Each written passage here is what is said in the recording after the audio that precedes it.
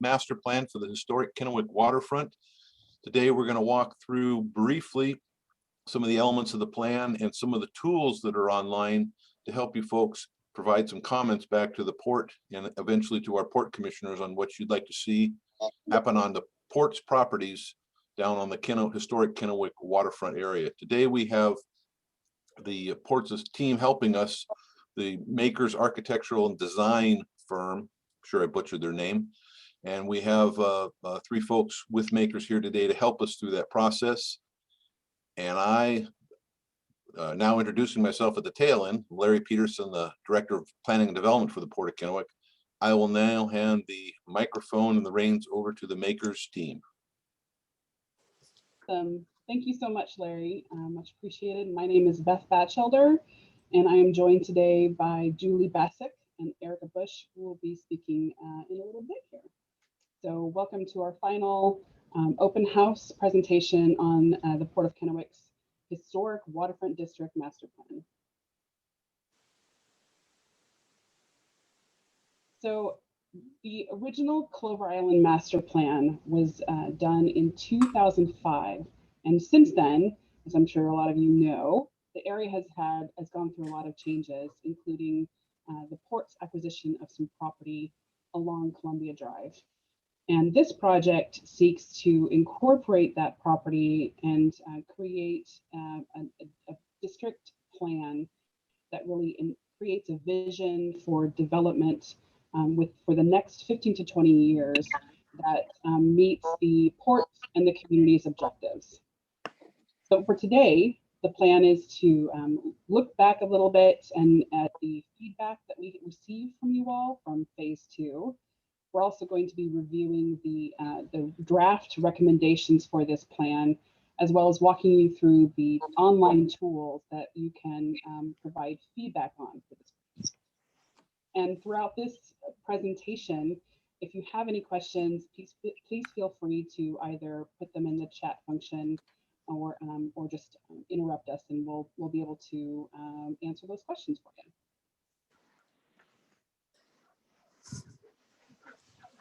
So the port, the Clover Island area and Columbia Drive has gone through a lot of changes. There's a lot that's been accomplished since the original master plan, including a lot of different art and community gathering spaces that have been added.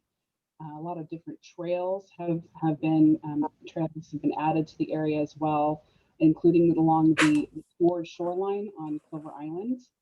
And there's been a lot of new development, including the new wine village at the Columbia Gardens with a bunch of wineries and food trucks. But of course, a lot still needs to be done, which is why we are here today.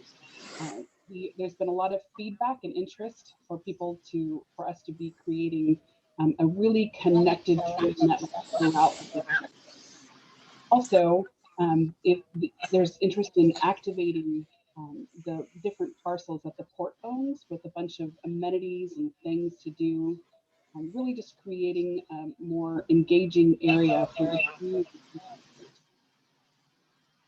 And if you are on, it would be really helpful if you could mute your microphone. Thanks. This project has been done in 3 different phases. The first phase started back in April, the needs assessment phase. We went to key stakeholders, conducted some discussion interviews, and we also went to the first open house, where we kind of got your feedback on general ideas you want to see in this project. In phase 2, we took that feedback and combined it with findings from the economic and transportation analysis, and we developed 2 different alternatives that we brought to you in the second open house in October. And from there, we kind of culled that and developed a preferred concept that we are now bringing to you today. And feedback from this open house is going to go into the final master plan that should be completed by April. So summarizing phase 2's outreach, this would be the open house that was in October. We came to you with 2 different alternatives. The first alternative was really based on activities and creating different things for folks to engage in, whether it's people visiting from out of town or the community in the area. And the second concept was focused on creating a residential neighborhood, residential community with amenities to support that. We had quite a few people participate with a lot of different feedback. A lot of people had lots to say about water activities and housing and development, lots of interaction with that, as well as access and transportation. For the activity destination concept, folks were really interested in having things to do, such as, or places to go, like the boutique hotel. But there was some good and bad discussions, positive and negative feedback on different vacation rental residential options on the island and along Columbia Drive. The residential concept, there was a lot of positive feedback about different amenities that we were proposing, such as a cafe, artisan market, and a neighborhood grocery that could serve that area. So overall takeaways from the outreach in October, people are really interested in activating this area, bringing lots of different activities that would attract the public. There's also interest in really connecting the trails that are around Duffy's Pond and Clover Island to improve that circulation. People really enjoy the thought of having some new amenities, such as an artisan market and a more permanent formal performance space next to Clover Island Inn. And there was some concern about residential development having possibly blocking views or a perceived lack of vitality in that residential area. When we looked at the economic analysis, there were some recommendations and things that they cautioned against. One of the recommendations was creating a lot of balanced use in the area by strengthening those trails throughout the district and making sure there was a definite connection between the Willows and Columbia Gardens. There's also key is to have residential development. That's going to be a key revenue generating part to this area. That's going to be an anchor for the district. One thing that they did caution against was vertical mixed use, which is where there's commercial development on the bottom floor and residential on top. And the analysis just stated that that's not what is really going to work for this area, more of a horizontal mixed use. As you can see on the picture on the right, stores that are single story, and then of course residential next to it. So that is what the economic analysis talked to us about. Are there any questions about the open house feedback? If not, then we're going to go into the draft recommendations.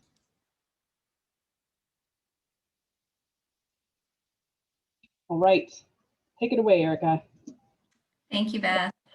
And we, as Beth had mentioned, we heard so many wonderful things from our previous outreach efforts, and we've tried to integrate those concerns, those ideas, and those great takeaways into our preferred concept moving forward. So as you can see from those previous plans, we've reduced the scale of many of the proposed development areas.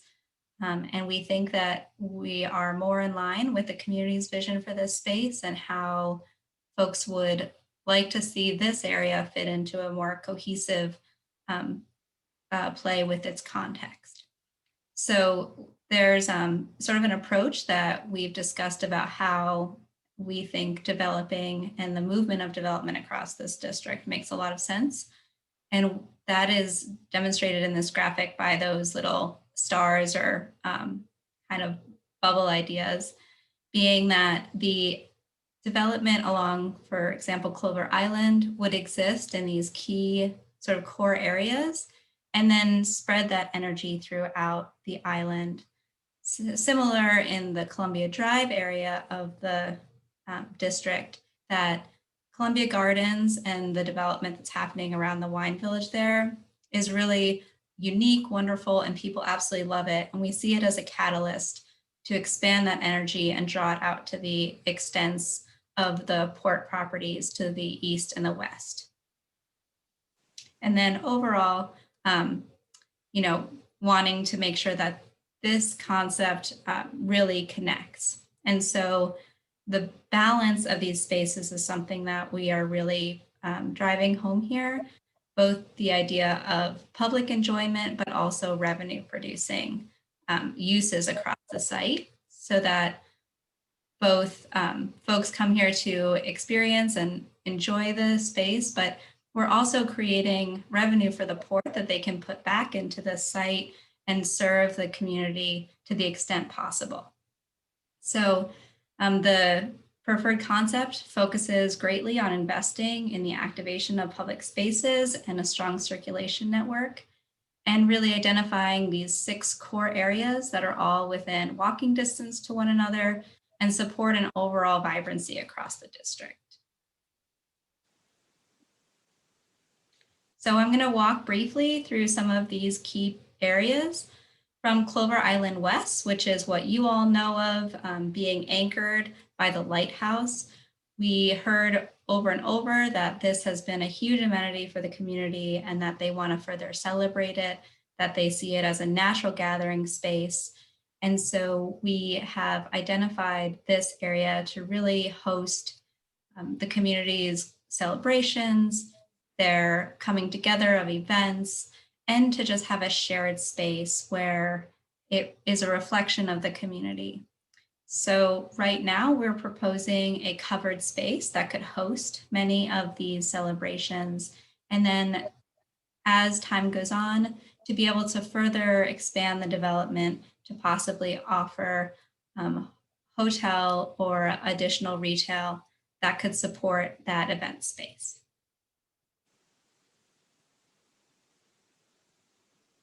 So moving down across Clover Island to the central, we see this as really supporting the existing amenities which are already there at Cedars and Icehouse Brewing.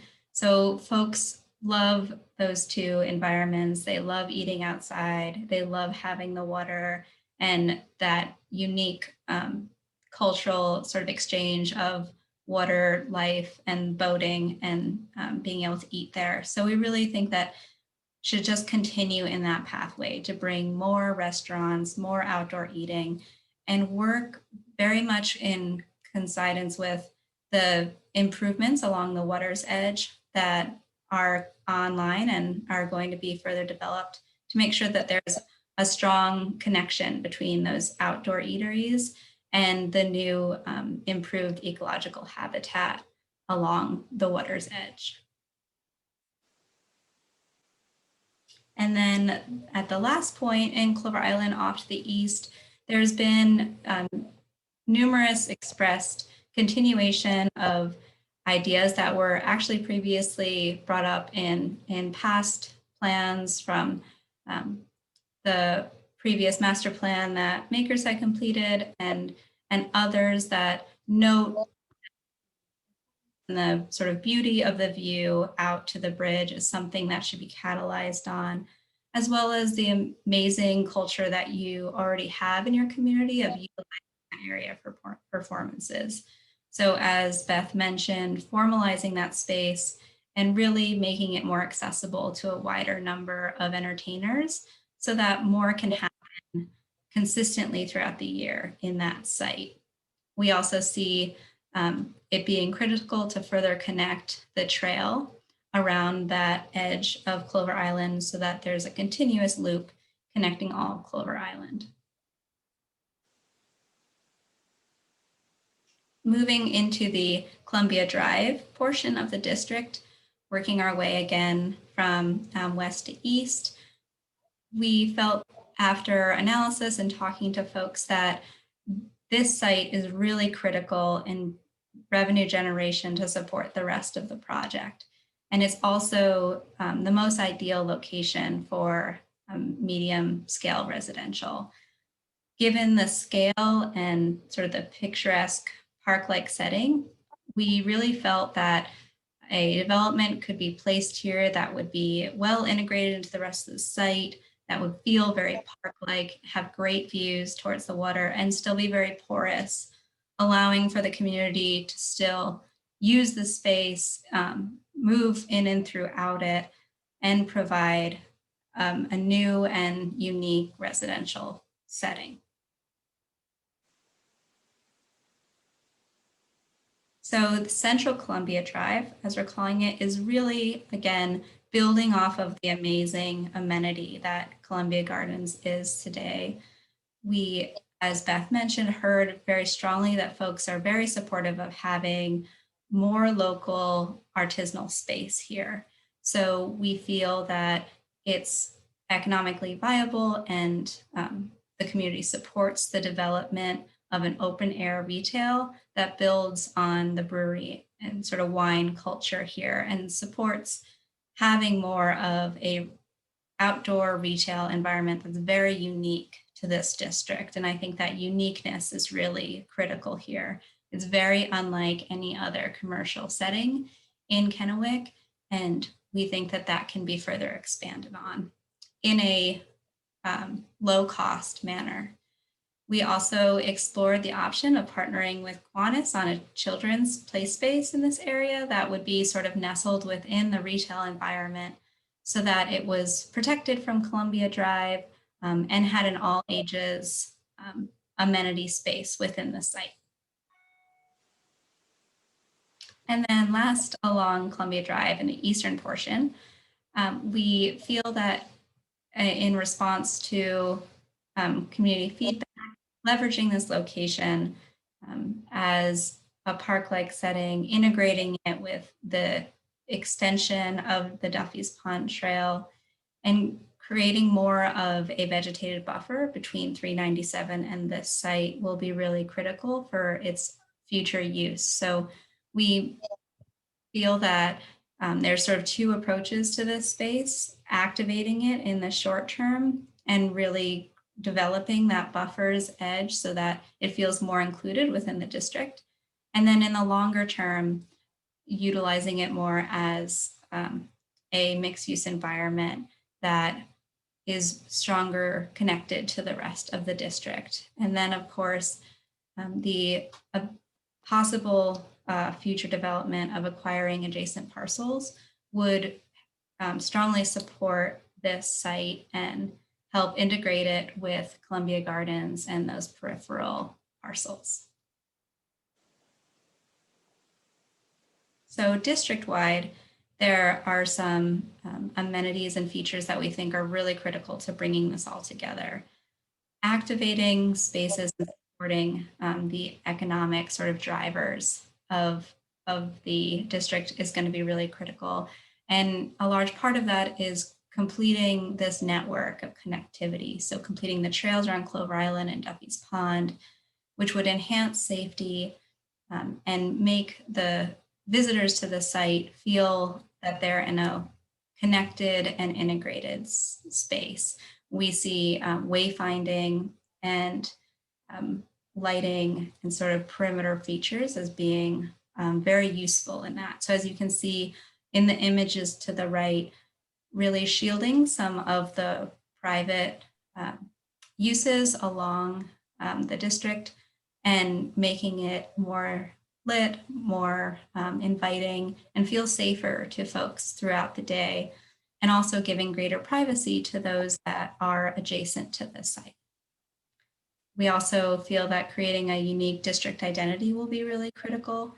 So things like coordinated furnishings, sort of ongoing activities that feel connected. So if there's, restaurant activity in an area and another, having multiple things that really draw people into the space. And then of course, having a continued focus, as you already have in your development of the area, on providing high quality public spaces. You've created beautiful along Clover Island, and continuing to develop that high quality of connected and well-maintained open space is going to continue to help support this area as it develops further. So there's Again, as we mentioned, sort of phase 1 and phase 2 approach to the development across the district. On Clover Island, the phase 1 actions we feel are critical is developing that northwest corner of the island. That is first and foremost the space that visitors and residents alike see as they approach the island. It's a natural gathering place, as we mentioned, and it can really heighten and sort of demonstrate the environment that should be continued across the island. We also feel that improving the northeast corner with a formal performance area will be really critical. It's sort of already a cultural norm to use that space for performances and for gathering. And it's been, noted sort of time and time again that people are in great support of formalizing that performance area. So our recommendation is to go for it and really to commit to that space. Then along Columbia Drive, we have noted that the development of the open air artisan market, Columbia Gardens, would be a wonderful addition to the area. It would support the local culture, local business, and sort of local entrepreneurship that we heard time and time again from folks in the area. And it would give a unique visibility to the site. We also highlighted the partnering with a local organization such as the Kiwanis to develop a play space. And then really focusing on your marketing and development efforts to bring in a residential mixed-use development at the Willows. It's a wonderful site, and we really think that having additional folks in the district will support those additional activations and economic engines. So just to bring it all back around to our timeline here, as you can see, we are in our phase 3 outreach.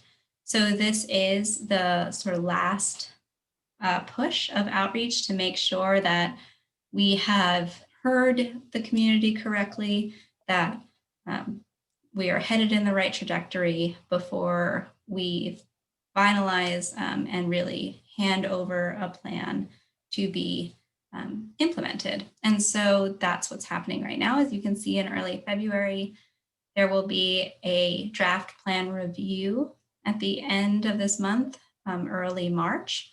And then the final plan will be delivered in April. So at that, I'm going to stop and see if there's any questions before I walk through how folks can participate in giving us some feedback.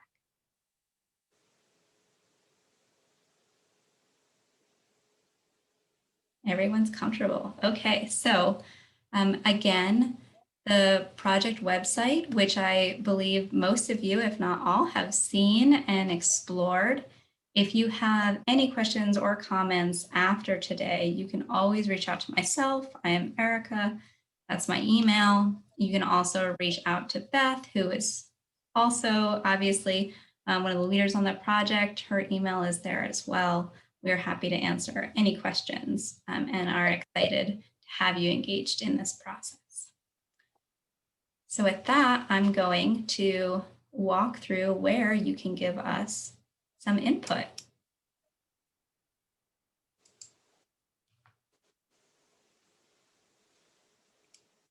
So can everybody see my screen okay? Yep. Okay. So I believe that all of you probably came to this website to register because that's where you would do that, is right about here. The other material, and after today, I should say, this presentation will be recorded and located here if you wanted to go back and hear any of the thoughts that were mentioned, or for folks that weren't able to join us today, this is where they will be able to view that presentation and kind of be caught up to speed on where we are at. Additionally, there is a brochure that's located here, which highlights many of the things discussed today, which I'll show you in just a moment. And then there's also a survey, which is really critical for us to get your feedback on making sure that we are headed in the right direction and that there's no big red flags that we should be aware of. So I'm going to show that information here. Can you guys still see my screen okay? So, Yep, good. Okay, great. Always want to double check with the technology. So the survey here is going to look like this. It's going to bring you through some questions about whether this plan provides activities for you and your friends and family to enjoy, sort of checking in on making sure that we're providing the right amenities within the plan and that it supports the type of activities that you've all mentioned and we've heard want to take place in this site. So all of these questions will really help us sort of adjust any items or highlight things that are really critical moving forward. On the right-hand side here, this is the brochure, as mentioned, is the other document on the website. So this brochure highlights many of the amenities and design features that have been noted on, I'm just going to hide that have been noted on the plan to date. As you can see, many of these graphics are the same images shown in the presentation, but help to really identify at a quick glance where we're noting those types of activities could take place. So for example, enhancing opportunities for indoor and outdoor activities for kids and all ages and abilities. We've noted at Columbia Gardens and then in Central Clover Island here. And things like, trail completions noted in locations where that is not currently under development. Again, as you can see, the pond ecology and activities. The second page here denotes the development that we see in different areas. So this is more of the actual physical structures and where we're noting they may be applicable. So for example, that covered space, as I mentioned, in the northwest corner of the island, those outdoor eateries that we think will really help connect Central Clover Island to the new and improved pathways. And then more of the sort of celebratory performance spaces that we're noting in East Clover Island. And then some of the residential and mixed uses that we're stating for the east and west portions of Columbia Drive, and more of that artisanal focus within Central Columbia Gardens. So we feel it will be helpful as you answer this survey to have these two screens up in front of you, as I've sort of noted here, just so it's easy to sort of walk through and make yourself familiar and not have to bounce back and forth. So we hope that is going to be pretty straightforward. But again, we are always here if there are any questions and any concerns. And we do really hope that you will share this material and bring more folks into the conversation. We're very excited about the direction that this plan is headed, and we want to make sure that you all are as well. So I'm going to pause again and just check in and see if there are any questions or concerns as people on your end have started to likely play around on your own computer screens. I have a question. Of course. I'm sorry, I don't know how to use chat with this particular format. In addition to port funding and funding from Kiwanis for the park, have you considered private sector financing for aspects of this plan? And what consideration have you given to private sector financing? Thank you. Of course. I can mention a bit, and then Larry, I'd love for you to jump in if you like. But we are certainly expecting there to be or encourage private investment in some of the development opportunities that are being sort of demonstrated here, particularly in the Willows and in Central Clover Island, while more of the public amenity spaces, such as the covered area and the artisan market, would be more in the wheelhouse of the port itself. Larry, did you want to mention more about that? That's a correct answer. Generally, the port is looking to make the horizontal improvements in those public spaces and setting the table for the private sector to go vertical.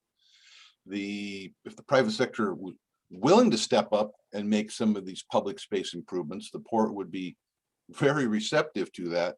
From what we found, not just unique to this community, but typically the private sector wants to be close to benefiting from, but not funding these common amenities that all citizens or businesses could benefit from. So we're trying to set the table with the horizontal so the private sector can go vertical. But we're open. If you have some direction to point us to of those that would like to help with funding, one of those will also be there's an identified stage at the eastern end of the island near the hotel. That's a definite candidate for seeking additional partners, possibly even naming potential for such a gathering place or stage. And those are comments to share with the commission and ask them, have you thought about the financing beyond the taxpayers? Are there other sources that would be important for the commission to hear those comments and to remind them that it's not, the port's not the only one that has to do the heavy lifting. There may be other opportunities that see this vision and wish to participate.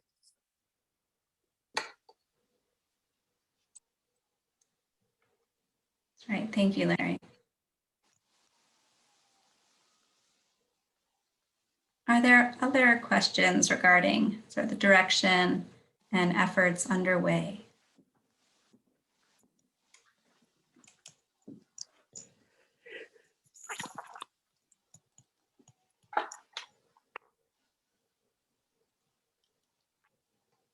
And I think someone just joined us, so I'm just going over some of the ways to participate. But for those that are maybe just jumping in, the plan brochure, which is located on the project website, is a very quick way to get a little bit of a synopsis of what's being proposed in the preferred plan here. So if you want to take a brief look versus the full presentation, this document will be very helpful for them. Okay. I think I'll stop sharing if there's no other questions.